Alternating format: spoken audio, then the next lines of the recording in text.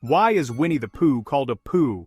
Since A. Milne published the first official Winnie the Pooh story in 1926, the character has become beloved by children across many generations. Milne's writing clearly struck a chord, and the character's many subsequent TV and film adaptations have endeared him to an even wider audience.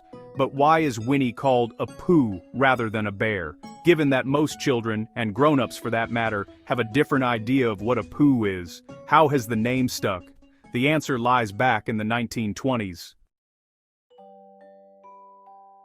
In fact, when first introduced by Milne, Winnie wasn't even Winnie. Initially, he went by the name of Edward Bear, before changing to Winnie in time for that aforementioned official 1926 debut. The Winnie part of the name came from a visit to the London Zoo, where Milne saw a black bear who had been named after the city of Winnipeg, Canada. As for Pooh, well, originally Pooh was a swan, a different character entirely.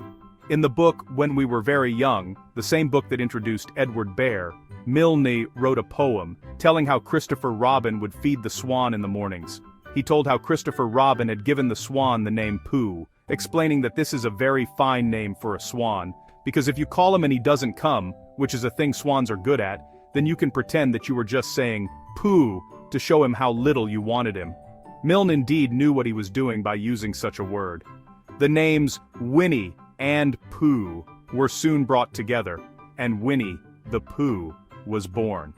Milne still took a little time out to explain why Winnie was a Pooh though, as he would write in the first chapter of the first Winnie the Pooh book. But his arms were so stiff. They stayed up straight in the air for more than a week, and whenever a fly came and settled on his nose, he had to blow it off. And I think, but I am not sure, that is why he is always called Pooh. It's not the most convincing explanation, but it's a formal explanation nonetheless. Not that the reasoning ultimately mattered too much. The name stuck, having never seen a focus group in its life.